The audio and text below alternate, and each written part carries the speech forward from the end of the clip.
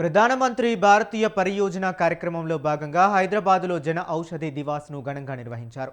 Necklace రోడ్లో generic మెడిసిన్పై అవగాహన నిర్వహించారు. ప్రజలకు తక్కువ ధరల్లో నాణ్యమైన మందులు అందించేందుకు కేంద్ర ప్రభుత్వం ప్రధానమంత్రి జన ఔషధి కేంద్రాలు తెచ్చిందని డిస్ట్రిబ్యూటర్లు చెప్పారు.